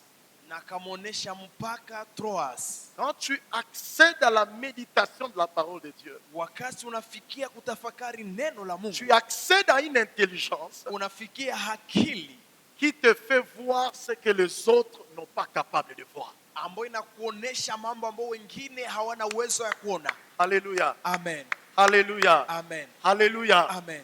Quand tu accèdes dans la méditation, Wakati unaingia ndani ya la kutafakari, parole de Dieu te fait monter dans une intelligence. neno ya Mungu inakupandisha ndani ya Une akili, intelligence qui va te faire considérer comme la folie au sein de ta génération. akili ambayo itaonesha ya kwamba uko mwende wazimu mbele ya watu wa kizazi yako. Église, Kanisa, quand je vous dis toujours, wakati nawaambia ici kila mara, dehors, hapa nje nous aurons des bus de transport. tukuwa na mabisi za Pour les kubeba gens, watu, c'est de la folie.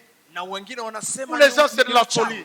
Mais j'aime les dieux en qui je crois. Mungu ambao ninaamini, Mais selon qu'il veut briser à moi ce qui n'est pas de l'intelligence, me faire transporter dans l'intelligence. kufuatana na gizi anapenda abomoe ile ambayo si akili ndani mwangu na kuniweka kwa akili, De même que Moïse monta. kwa namna ile ambayo Musa Dieu ne lui akapanda. a pas fait voir Jéricho seulement. Mungu akumuonesha tu Yeriko. Jéricho était dans la vallée. Yeriko ilikuwa ndani ya Mais Dieu lui a kizinga, fait voir tout le pays. lakini Mungu alimuonesha nchi La yote. méditation de la parole de Dieu, Kutafakari neno la elle Mungu t'amènera à une intelligence itakuleta kwa qui akili te fera faire ambayo itakufanya que tu ufanye deviennes une providence pour tout le pays. na utakuwa jibu kwa nchi Tu lote, deviens une réponse pour tout le pays. unakuwa jibu kwa nchi yote. Les haricots que tu négliges, Ile maragi ambayo les unasarau, petits travaux que tu négliges, ile kazi ndogo ambayo unasarau, mais va dans la méditation de la parole. lakini ingia ndani ya Sache kutafakari une neno la seule chose, Mungu. bien-aimé dans le Seigneur. Jua kitu kimoja ndugu, Il n'y a ndani ya aucun Bwana, travail qui n'est pas précédé par la souffrance. hakuna kazi ambayo haisindikizwi Il n'y a na aucun shida. travail qui n'est pas précédé par la souffrance. Hakuna kazi ambayo haishindikizwi na Et mateso. je vous ai dit ici, Niliwaambia la hapa, réussite n'est pas la responsabilité totale de Dieu, mafanikio si majukumu yote ni ya moi Mungu, l'irresponsabilité de l'homme. hata kutokuwa na majukumu ya mwanadamu, Mais ce qui est certain, lakini ile ambayo vous serez ina confronté uhakika, à des versets que vous n'allez pas comprendre. mutafikia mashairi ambayo mtaelewa, Mais cela ne veut pas dire que Dieu vous laissera là-bas. lakini ile si kusema ya kwamba Mungu atawaacha Un kule. jour ou l'autre, Siku moja ama siku il te nyingine fera voir le merveille. atawaonesha vitu Oh, vizuri. je dis à quelqu'un, Aninaambia mtu, oh, je dis à quelqu'un ce matin, ninaambia mtu asubuhi tu ya es leo, en train de négliger les faibles commencements. uko na dharau ile mwanzo Mais pour kidogo, comprendre ce qui sortira dans les faibles lakini commencements, ili uelewe ile ambayo itatoka ndani ya mwanzo kidogo, eh bien, cherche la parole de Dieu. na vizuri tafuta neno la Mungu. Pourquoi ici nous avons l'étude biblique? Kwa nini hapa tunakuwa na ile masomo ya Biblia? Tu es où? Uko wapi? Tu es dans quoi? Uko ndani ya Tu te nini? donnes raison comme si c'est toi qui souffres. Unakuja kama vile ndio tunateseka. Mais pourtant, Jésus veut ôter ta souffrance par quelque chose. Ijapokuwa Yesu anapenda atoshe mateso yako kupitia kitu fulani. Tu te montres comme si c'est toi, avec ton mariage, rien, on ne peut pas t'ôter à cet homme-là. Unaonekana kama vile pamoja na ndoa yako hakuna mtu anaweza kutosha hapo. J'aime toujours dire ici, Ninazua kusema hapa, aucun cœur de l'homme n'est une garantie. hakuna moyo wa mwanadamu ambao unakuwa na uhakika. Aucun cœur d'une femme n'est une garantie. Hakuna moyo wa mwanamke ambao unakuwa na uhakika. Il peut te tromper à tout moment. Anaweza kudanganya kwa Et kila il peut te wakati. tromper à tout moment. Na anaweza kudanganya kwa Mais kila la Bible wakati. déclare, Lakini Biblia inasema, béni soit l'homme lakini qui abarikiwe sait mtu se confier dans l'éternel. ambaye anajua jiweka kwa Mungu. Alléluia. Amen. Moïse monta Musa akapanda et le Seigneur lui fait voir. na Mungu akamuonesha Ce travail-là que tu es en train de taper les mains, ile kazi ambako unapiga mikono. tu n'as pas idée. Haujui, Tu n'as pas idée. haujui Si le Seigneur te révélerait peut-être ce qui t'attend, kama Bwana angekufunulia ile ambayo inakuja kesho, tu seras en train alors de comprendre que ça ne sert à rien de travailler sans mettre en avant-plan le Seigneur. ungekuwa na elewa ya kwamba haina maana kutumika bila kutia Mungu kwa Chaque mwanzo. jour, tu nous fermes les oreilles. Mon patron, mon patron, mon patron, mon patron. Mon patron, mon patron, mon patron. Continue. Nous, on n'a pas de problème avec toi. Nous continuons à prier pour toi. Mais continuer à prier pour toi ne veut pas une excuse pour ne pas te dire. C'est lui qui a la capacité de protéger. C'est pourquoi tu es en train de clamer tous les jours. Kila siku na yama bosi, lakini tunapenda kuonesha ni nani ana uwezo ya kupatia ili wakupigie mikono kila siku. Je suis allé à l'hôpital prier avec un bien-aimé qui était de l'église, mais qui était à l'hôpital. Na nilienda hospitalini nikiomba na ndugu ambaye wa kanisa ambaye alikuwa hospitalini, Mais j'ai rencontré en face un jeune homme. na nikikutana na karibu kijana mmoja. Un jeune homme, bon, comme vous savez, par la grâce de Dieu, Dieu m'a fait grâce de marcher dans cette ville et je continue à marcher, prêcher la parole de Dieu et dire aux gens, venez à Jésus. Kijana mmoja ambaye ninakuwa na neema nikihubiri watu na ninawaambia watu waje kwa Yesu. Alors, il me connaissait, il avait pris mon numéro, je me partageais mon numéro aux gens. Je me dis, bon, le jour où tu auras besoin de nous, tu peux nous appeler. Na sasa alinijua na nilimpatia namba, gizi nazoa kupana namba, nikisema siku utapata wakati C'est un jeune unaniita seulement. tu. Ni Un jeune, kijana il n'a tu. que le 25, 23, 24 ans. Kijana ambaye anakuwa na miaka 25, 24. Mais ça remonte à 6 ans, je ne l'ai pas vu, 5 ans, je ne l'ai pas revu. Lakini kwa miaka 5 hivi nilikuwa sionane naye. Mais c'est quelques semaines ici que je l'ai vu, mais je l'ai vu à l'hôpital. Lakini ni hizi juma hapa mbona nilimuona, lakini nilimuona hospitalini. Mais quand il était à l'hôpital, il n'était pas à un bon endroit. Na wakati alikuwa hospitalini hakukuwa nafasi pazuri. Il était aux soins intensifs. Alikuwa kwa soins intensifs. En d'autres termes, il est entre la vie et la mort. Ni kusema alikuwa katikati ya maisha na kifo. Et c'est lui qui m'a reconnu, moi je l'avais déjà perdu de vue, c'est lui qui m'a reconnu. Na yeye ndiyo alinitambua, mimi nilikuwa nishamkosa kwa macho. Et le malade que j'allais prier avec lui, Na ule mgonjwa ambao nilikuwa naenda omba eh bien, pamoja naye. avant que j'en arrive, il commençait déjà à parler de moi et il lui a dit, je connais ce pasteur-là. Et d'ailleurs, j'avais son numéro. Na vizuri mbele nifike alikuwa shaongea na anasema najua ule pastor na hata niko na namba Et yake. la personne auprès de qui je devrais aller prier, il lui a encouragé, dit que non, en tout cas, il faut faire le tout pour appeler le pasteur et lui faire savoir que tu es ici et que tu es malade. Na wakati alijua ya kwamba inabidi niombe, akasema inabidi uite pastor umwambie kweli niko hapo hospitali, niko naye Et haja. Dieu me conduisant, je l'ai rencontré et c'est lui qui m'a appelé et je suis allé vers lui. Na Mungu akaniongoza nikamuona, na Mungu akanisaidia kuonana pamoja naye. Je me suis rappelé de ce que je lui ai dit et de mots même d'ailleurs je lui ai rappelé ça. Je bénis ça le Seigneur, j'ai une petite tête mais bien faite, bien pleine. Nilimkumbusha mama ambaye nilimwambia nabariki Bwana nakuwa na kichwa kidogo lakini ambayo inaweka mambo. Alors je lui ai rappelé le premier mot que je lui avais dit et comment est-ce que même le Saint-Esprit m'a rappelé, je lui en ai parlé. Na sasa nikamkumbusha hata maneno ya kwanza ambayo nilimwambia, Roho Mtakatifu alinikumbusha na nikimwambia. Mais voici ce qu'il m'a dit. Na sasa sikile ambayo aliniambia. Je suis allé quelque part, Nikaenda nafasi moja, j'ai commencé à travailler, nikaanza kutumika, eh bien je commençais à toucher l'argent. na vizuri nilianza kugusa pesa. Mais la troisième année, Lakini mwaka wa 3 je suis sombré dans une situation niliingia ndani ya giza et fulani qui a renvoyé mon patron ambayo ilituma bosi wangu à me mettre à l'écart. anitoshe kwa Parce kazi, que personne ne peut accepter kwa sababu hakuna mtu ambaye d'être anazitika dans son travail kukuwa ndani ya kazi et que yake tu es une personne improductive. na ukuwe mtu ambaye hapane kitu fulani. L'argent qu'on m'a donné, comme l'argent que j'ai gagné pendant 3 ans, mi-quatrième année, Pesa ambao niliunda kwa wale miaka 3, et directement cet argent a commencé à finir petit à petit. na ile pesa ikianza kuisha kidogo kwa kidogo. La 5e année, je me suis un peu remise. Mwaka wa 5 nikianza Je kirudilia, suis allé encore chercher le travail ailleurs. nikaenda kutafuta kazi nafasi J'ai nyingine, été accepté, nikaitikwa, mais la même situation est intervenue. lakini ile hali karudi. Le patron pouvait m'accepter, il m'a accepté, mais difficilement, après un moment donné, il m'a aussi également mis à la porte. Bosi angepasha nitika kwa kazi, lakini kwa wakati fulani akanitupa tena nje ya mlango. Mais en conclusion, il m'a dit, Na kwa mwisho akaniambia, je travaillais 6 ans, nilitumika miaka 6, mais ici, là où je suis, lakini mahali ambapo si niko tu me demandais même un $10, ukaniomba hata $10, je ne l'ai pas. sina, Je ne l'ai pas. sina, Je ne l'ai pas. sina, Je ne l'ai pas. sina. Frères et sœurs, Ndugu na dada,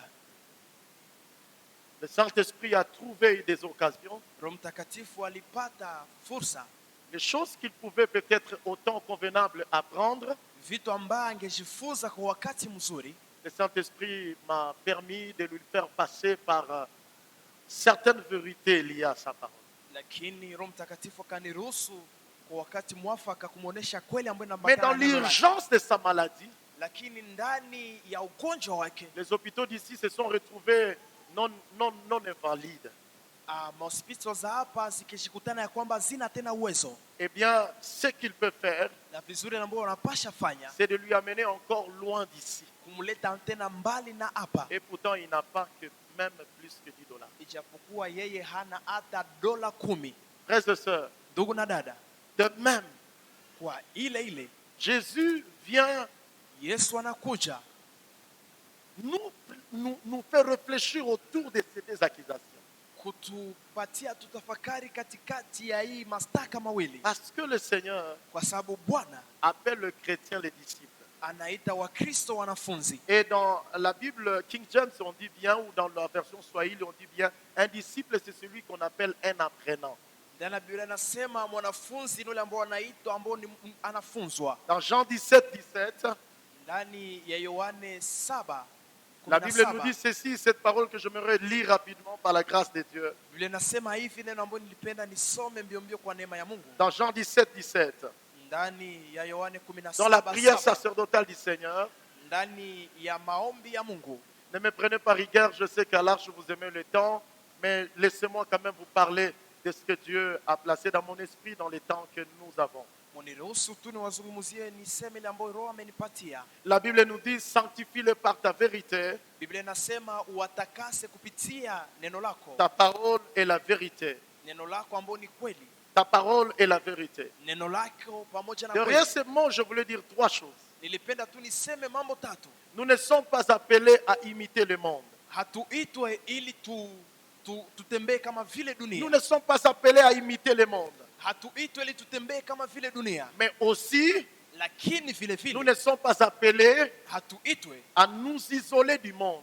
ili tutoke ndani ya dunia. Quand la Bible dit, Père, Wakati Biblia inasema Baba, sanctifie-les par ta parole. uwatakase na neno lako. Les personnes qui méditent la parole de Dieu sont dans le monde. Watu ambao wanatafakari neno la Mungu wako ndani ya Mais dunia. Dieu ne nous appelle pas à nous isoler du monde. Lakini Mungu hatuite ili tujitoshe ndani ya dunia. Mais aussi Dieu ne nous appelle pas à imiter le monde. Na vile vile Mungu hatuite ili tuige dunia. Mais par contre, Lakini kwa ile dans ces textes, je trouve quelque chose que j'aimerais nous dire. ndani ya shairi napata kitu fulani ambacho Mais napenda Dieu niuseme. nous appelle Lakini Mungu anatuita à nous protéger ili atulinde pendant que nous sommes dans le monde. wakati tuko ndani ya dunia, Et cela rien que par la parole de Dieu. na ile kupitia tu neno la Mungu. Nous ne sommes pas à imiter le monde.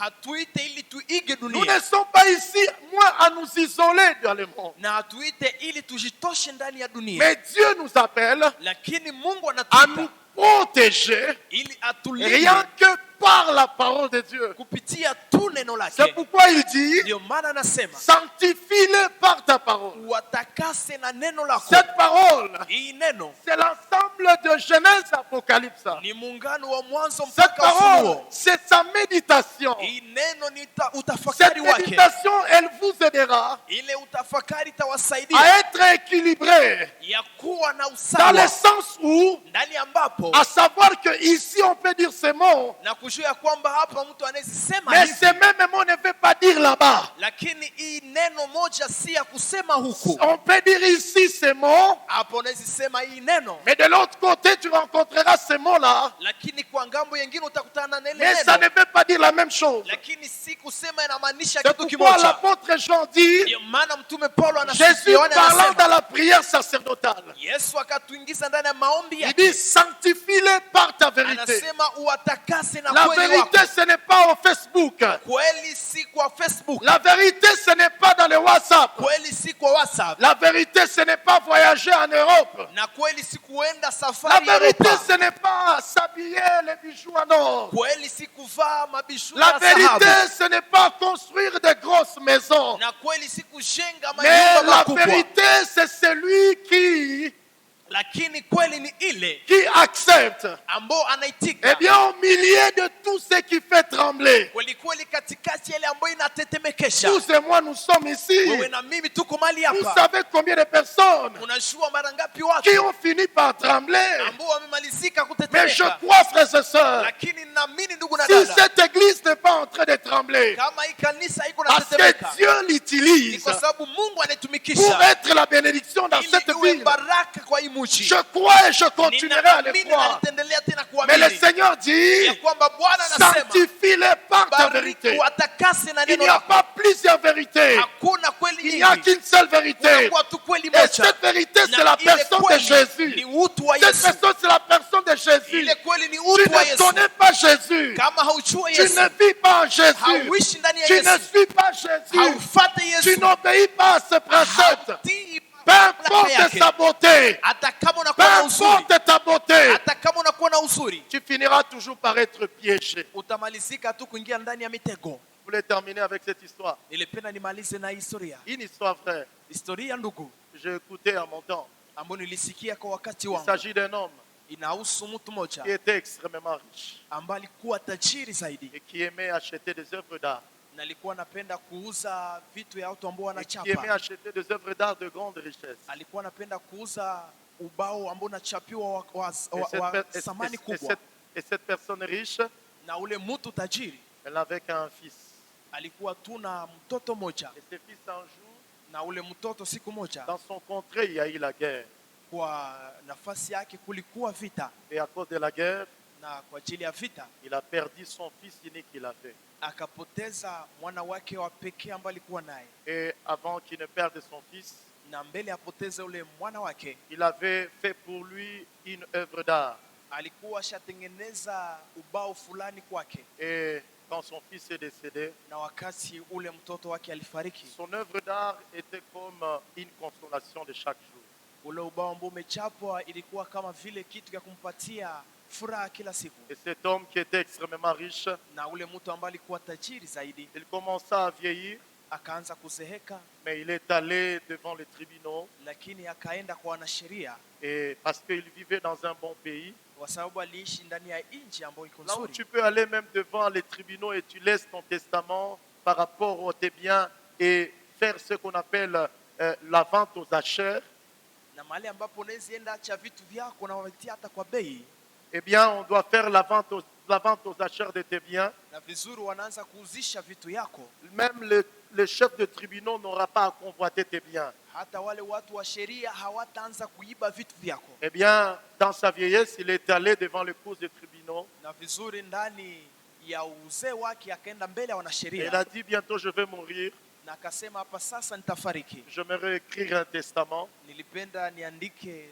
maneno fulani de la manière selon que la vente aux achères de mes biens se passeront. kwa namna gizi vitu vyangu vitauzishwa baada ya kufa kwangu. Et la Bible, l'histoire nous finit en disant, Na historia inamaliza ikisema, dans les testaments, il a dit, ndani ya uandishi wake alisema, celui qui achètera l'œuvre d'art de mon fils ule ambaye atauza hii ubao wa mwana wangu, est celui qui héritera de tout de mes biens. na ni yeye ambaye atakamata urithi wangu wote. Eh bien, il est décédé Na vizuri akafariki, et les cours des tribunaux ont convoqué la population de ce coin na wale wanasheria wakaita watu wa ile nchi. et comme il achetait des œuvres d'art de Molière, de ceci, de cela, de Picasso, il achetait bref des œuvres d'art de grande envergure. Na gizi alikuwa nauza ubao wa samani nyingi kwa nafasi nyingi. Alors, comme on savait qu'il achetait des œuvres d'art de grande envergure,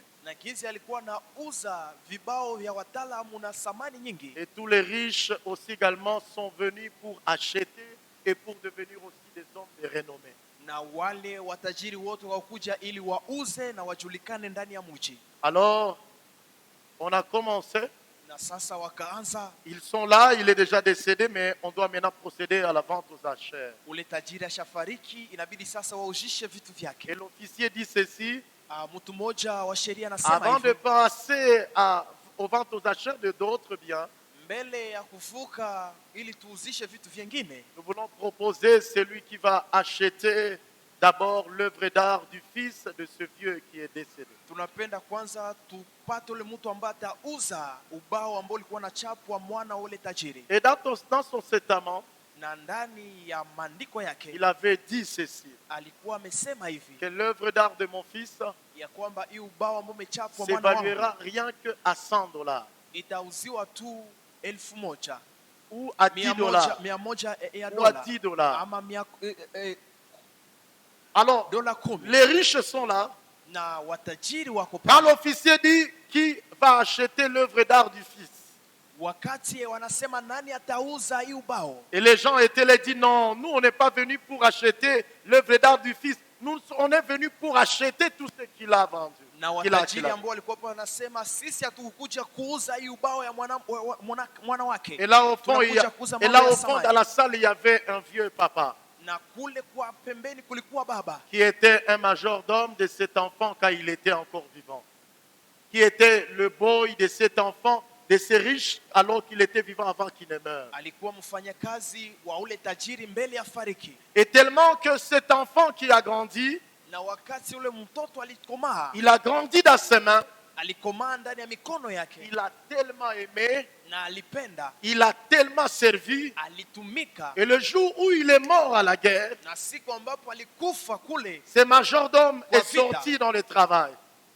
Il est sorti au travail. alitoka kazini. C'est comme s'il avait perdu quelque chose de grand. Ni kama vile alikuwa amepoteza kitu Et kikubwa. le jour où on a fait la vente aux acheteurs, lui aussi, il était dans la salle. Même s'il n'avait pas d'argent, mais il était dans la salle. Na siku alikuwa anaujisha vitu vya ule tajiri, alikuwa ndani ya chumba, Eh. hata kama hakukuwa na pesa. Et on a dit que ce tableau de cet enfant ne s'achètera qu'à 10 $. Na walisema tu hii ubao ambao umechapwa mtoto itauzwa tu dola 10. Et on a dit, qui achètera ce tableau de cet enfant? Na wakasema ni nani atauza ubao wa mtoto? Les riches, dans leur orgueil, ils disaient, bon, nous attendons que celui qui va acheter les tableaux de l'enfant, qu'il puisse l'acheter. Et puis nous attendons ces tableaux dont nous connaissons. Watajiri walikuwa wanasema acha mwingine auze na sisi tuchunge vitu vya samani ambavyo Ils tutauza. étaient là dans leur orgueil. Walikuwa ndani ya kiburi ya pesa yao.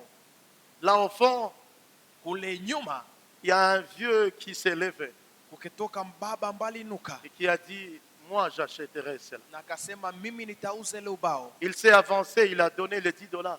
Akazogea akapana dola 10 Et il est rentré. na akarudi.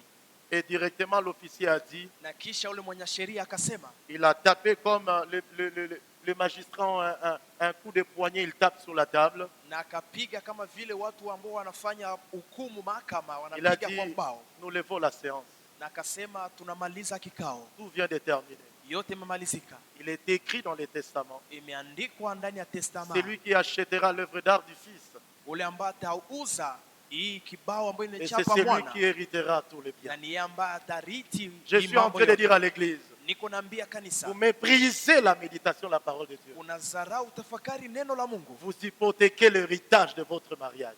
unatupa pembeni urithi wa ndoa Vous yako, méprisez la méditation de la parole de Dieu. unazarau kutafakari neno la Vous Mungu, piégez votre travail demain. unaingiza kazi yako ndani ya Vous machanganyiko, méprisez la méditation de la parole de Dieu. unazarau kutafakari neno la Mungu. Or, le Seigneur dit, Ijapokuwa Bwana anasema c'est lui qui a le Fils, ule ambaye anakuwa na mwana a la vie anakuwa na et la maisha, vie en abondance. na maisha ndani ya utele. C'est lui qui a Jésus, Ule ambaye anakuwa na Yesu il ne ratera rien. hatakosa C'est kitu. lui qui médite la parole de Ule ambaye Dieu. anatafakari neno la Là où Mungu, on pense que non, tu as traîné, ambapo wanasema umechelewa, c'est le monde qui traîne. ni dunia ambayo Mais inachelewa, toi, tu passeras. lakini wewe utapita. Mettons-nous et nous voulons nous prier. Shimame, tunapenda tuombe. Je voulais dire à l'église, Nilipenda niambie kanisa, il est temps, ni wakati, il est temps ni wakati que nous nous approprions ya kwamba la tujipatie vérité de la Bible.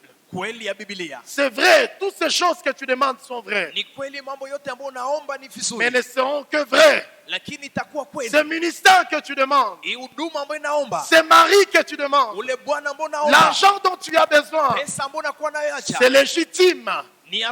C'est vrai. ni kweli, Mais il semble que tu es en train de passer à côté. lakini unaonekana pengine uko unapita pembeni ya lengo. Avec un 10 $, Pamoja na dola 10 on peut, unaweza on peut, unaweza on peut. Je unapasha, ne sais rien, sijue mais kitu, on peut. lakini nachua Avec un 10 $, pamoja na dola je 10 sais ninaamini en Jésus-Christ, ndani ya Yesu on Kristo peut, unaweza, on peut, unaweza, on peut, unaweza, on peut. unaweza, Que le monde ne t'intimide pas. na dunia Que les isikuogopeshe, situations présentes ne te choquent pas. hali za sasa Ce zisikuchanganishe. qui peut choquer ta vie, Ile ambayo inazichanganisha maisha c'est parce yako que tu n'as pas Jésus. ni kwa sababu hauna Yesu. Je voulais prier avec quelqu'un ce matin. Nilipenda niombe pamoja na mtu mmoja, Tu n'as jamais donné ta vie à Jésus. haujawahi pana maisha yako kwa Yesu. Ce matin, je ne voulais pas finir Asubuhi ya leo sikupenda nimalize sans pour autant te donner cette opportunité. bila kukupatia hii fursa.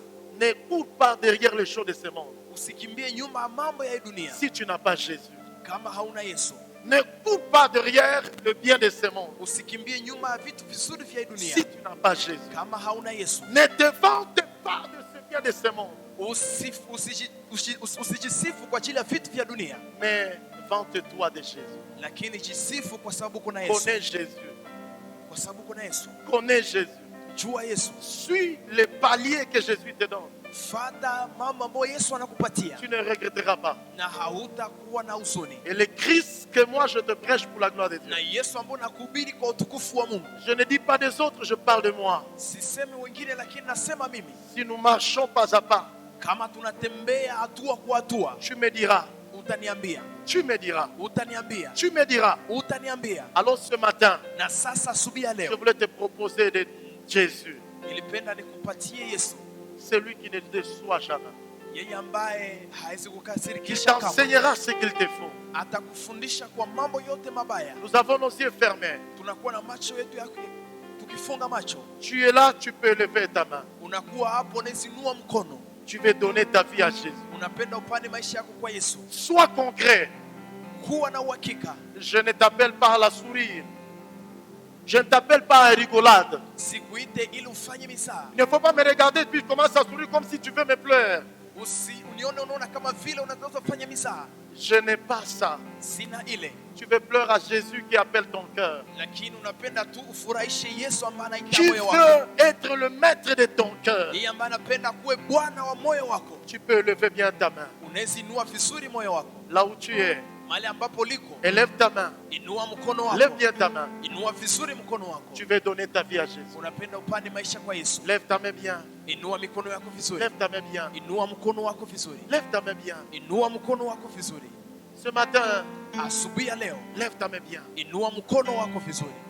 J'aimerais te proposer, nilipenda nikwambie, en deuxième lieu, kwa nafasi ya pili, de même que le vieux là, zaidi ule mwanaume, il s'est approché pour aller prendre les tableaux. alisogea mbele ile chukue ile ubao. Ce matin, tu peux avancer à Jésus. Asubuhi ya leo unasogea mbele ya Yesu. Là où tu es, viens ici devant. Wambo linua mikono kuja hapa Dis à Jésus, je suis content ce matin. Na waambie Yesu, ninafurahi jioni asubuhi ya leo. J'aimerais m'exposer à toi et à l'église. Ninapenda nijiweke kwako na kanisa.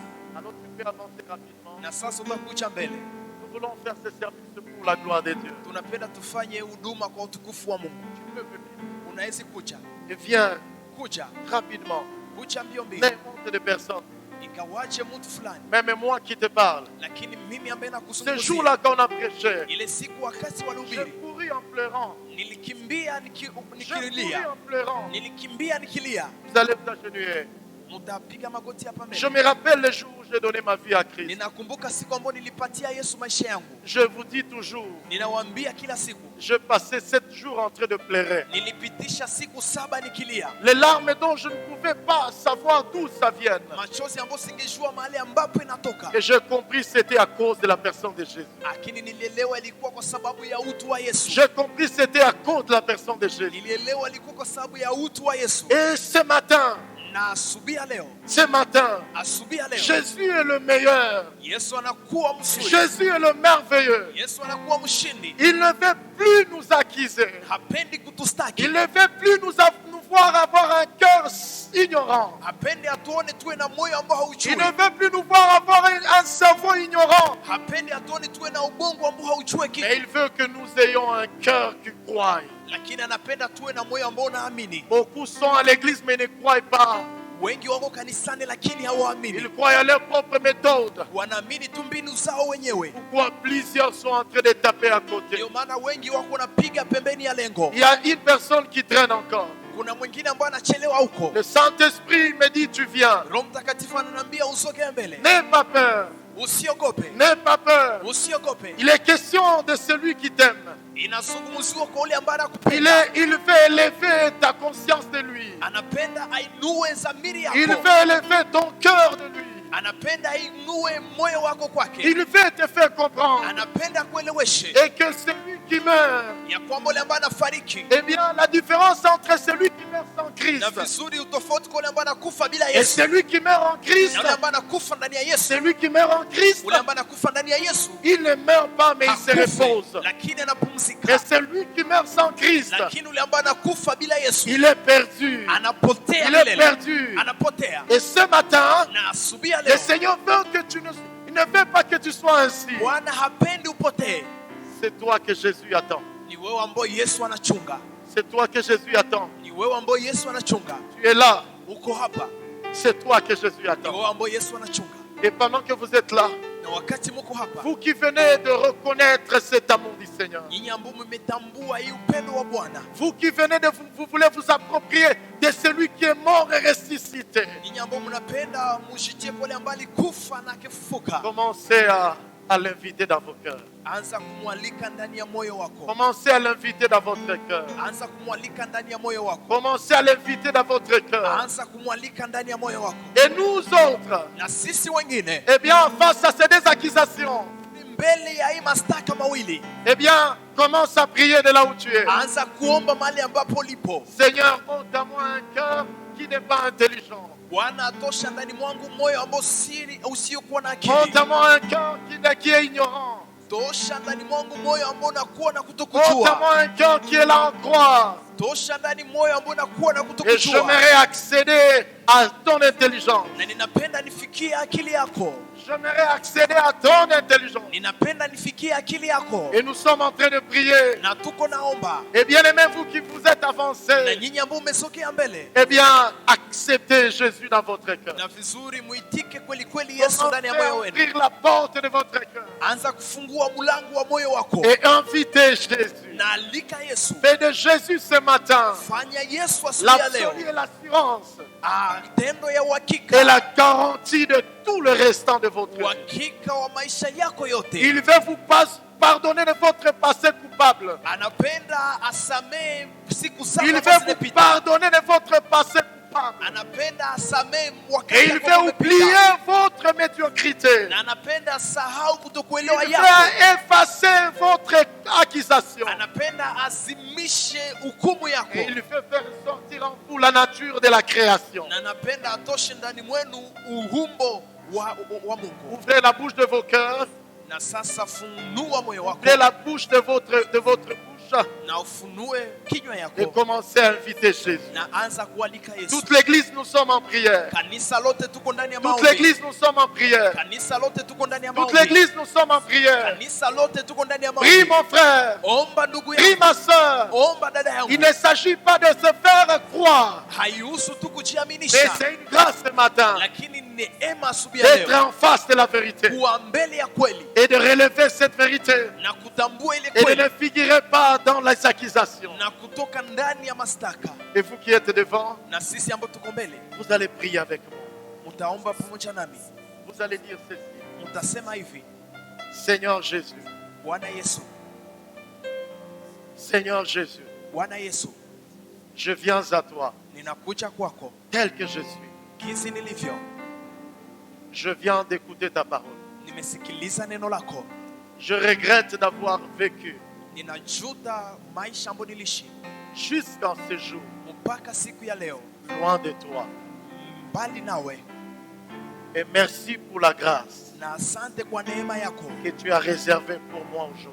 ambao umeweka kwangu siku ya leo. Et par le Saint-Esprit, Na kupitia Roho Mtakatifu je viens répondre à l'appel de celui qui m'a créé. nimekuja kuchukua mkono yule ambaye aliniumba, De celui qui est mort à la place de mes batailles. ya ule ambaye alikufa kwa nafasi ya vita yangu, De celui qui est mort à ma place. kwa ule ambaye alikufa kwa nafasi De yangu, celui qui a pris mes péchés. kwa ule ambaye alichukua dhambi zangu, Il a pris mes infirmités. alichukua ulema wangu Et il me fait ressusciter en lui. na ananifunua na analifufua ndani mwake, En me donnant un habit nouveau. akanipatia nguo, vazi mpya. Pardonne-moi mon passé coupable. Samee siku zangu ambazo niliishi, Et introduis-moi dans ton cœur. na uniingize ndani ya moyo wako. Sois le maître de mon cœur. Kuwa Bwana wa moyo wangu, Sois mon sauveur et mon Seigneur personnel. kuwa mkombozi na mwokozi wangu wa maisha yangu. Je veux marcher pas à pas à ta suite. Ninapenda nitembee hatua kwa hatua kwa nafasi yako. Lave-moi et purifie-moi par ton précieux sang. Ninawishi na unitakase na damu yako yenye thamani, Donne-moi la longévité par ton sang. na unipatie maisha marefu kupitia damu yako. Et cette longévité, Na ile maisha marefu elle est éternelle. inakuwa ya milele, La garantie de toute vie. uhakika wa kila maisha, L'assurance de tout être humain. uhakika wa kila maisha ya mwanadamu. Je veux vivre avec toi Ninapenda niishi pamoja nawe tous les restants de ma vie. kila siku ya maisha yangu et t'aimer chaque jour. na kuishi kila siku. Merci de restaurer ce que Satan m'avait volé. Asante kurejesha upya ile ambayo shetani aliniiba, Et merci de me donner ta joie, Jésus. na asante kunipatia furaha yako Yesu, Ta paix, Jésus. furaha yako Yesu, Ta miséricorde amani yako na msamaha wako et ta consolation. na makufariji wako.